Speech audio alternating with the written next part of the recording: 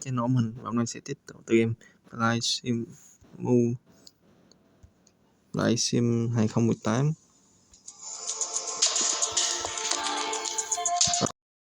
Mua vào mua mấy bạn nói nè.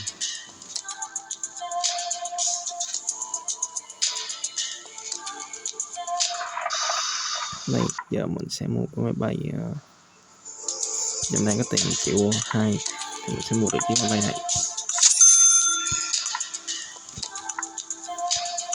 Rồi em bảo sao tí nha mọi người.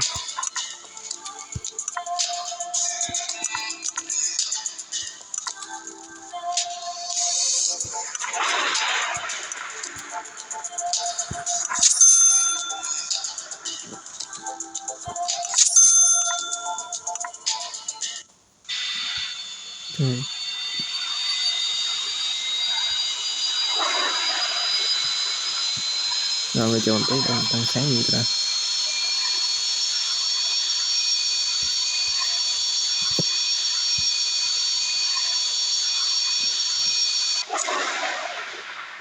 Rồi lên coi mình sẽ đến Mumbai nha mọi người. Đầu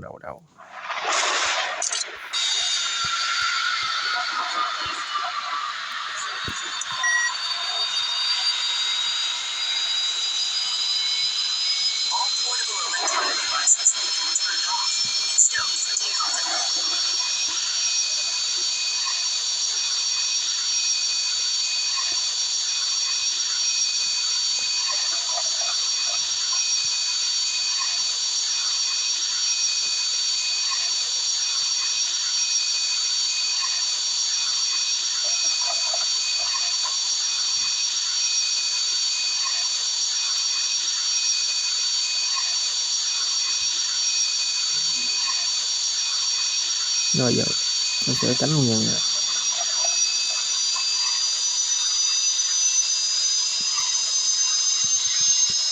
Rồi.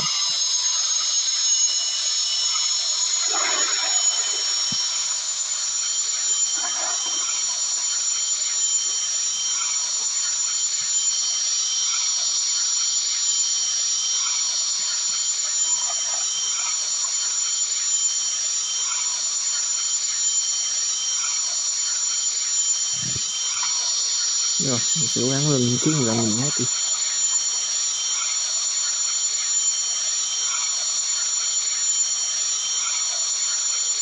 Là cái này mình cái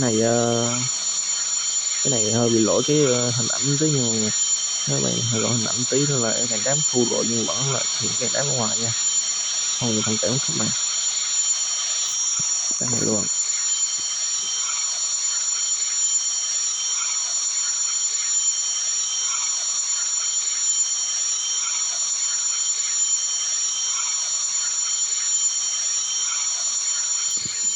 Exit 3479 Foxtrot Alpha, Yankee Inn Hotel. Hold to the runway 4 left on English frequency. Foxtrot Alpha, Yankee Inn Hotel with you, flight to 3479.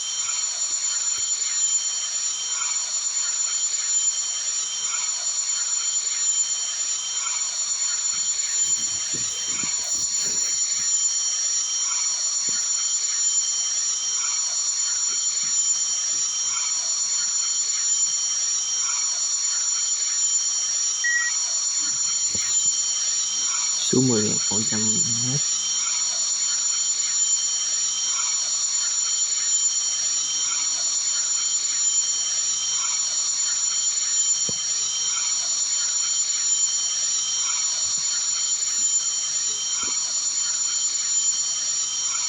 Được rồi.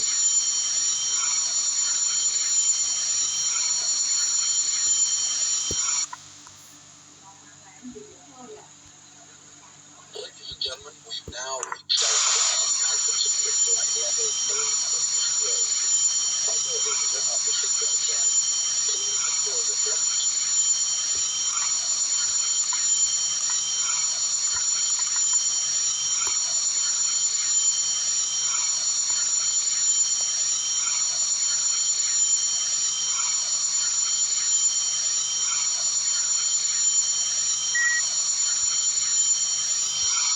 Rồi giờ sẽ tăng lên độ cao 12.000m.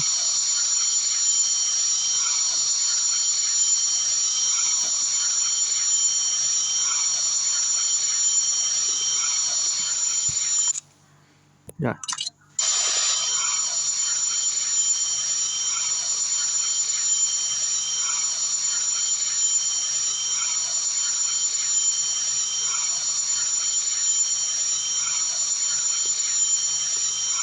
Latitude 3479 Foxtrot Alpha, Yankee and Hotel. Hold to the runway 4 left on the English frequency. Foxtrot Alpha, Yankee and Hotel with you, flight to 3479.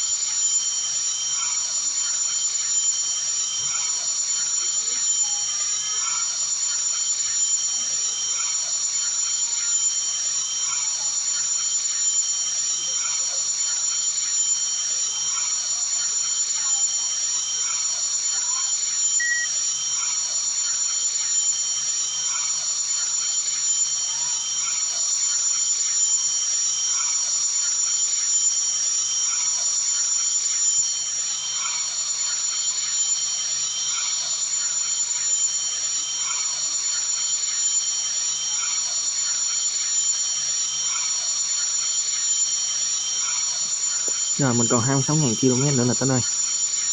Công nhận cái máy bay này nhanh ghê mọi người, bay có tí thì gần tới à. Tower flight to 3479, ILS 4 ready.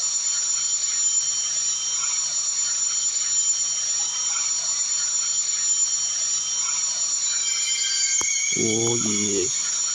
Có cái dòng lô kìa. Wow.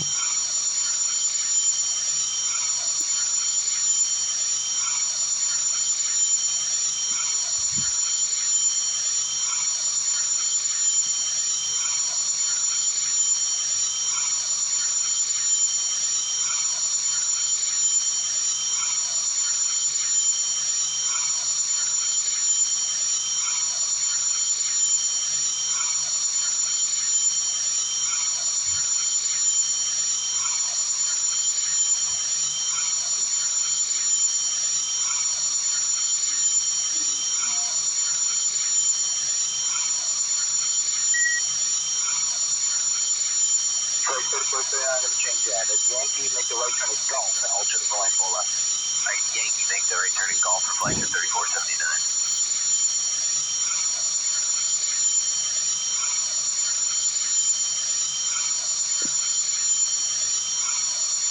Rồi giờ mình sẽ ấn tắt game còn trong hành khách.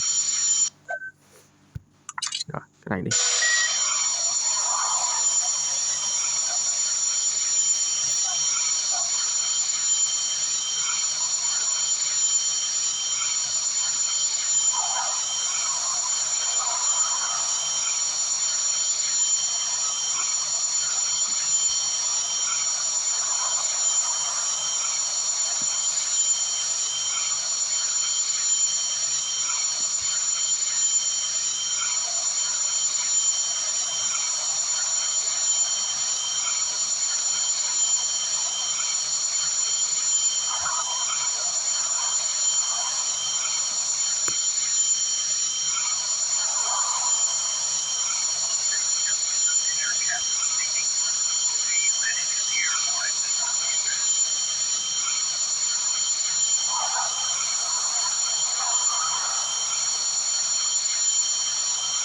Rồi cái sân bay kia đó.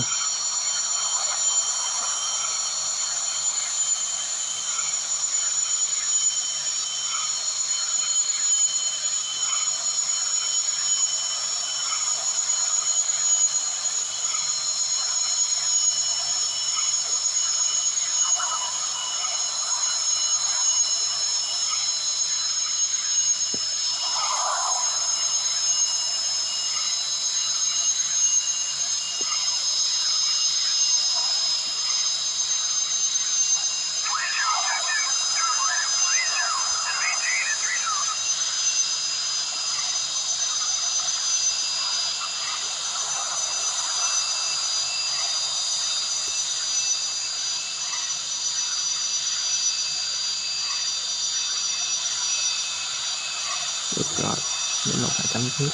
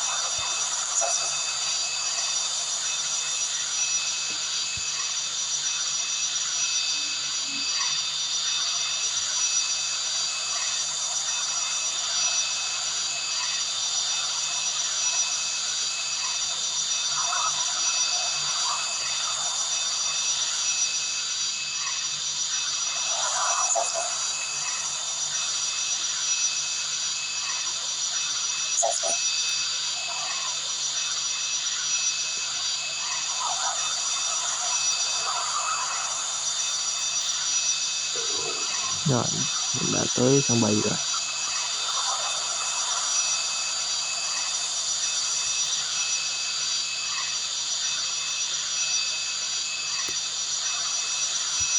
Rồi, ok.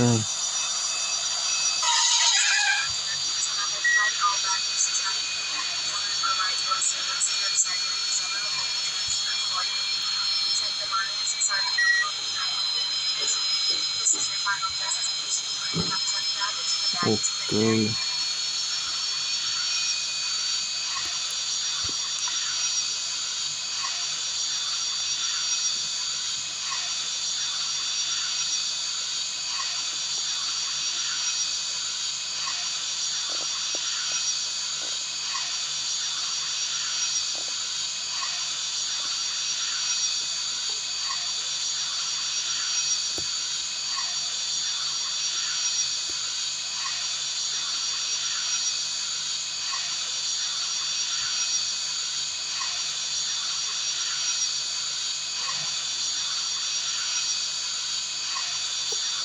Video mình ở đây cũng là kết thúc.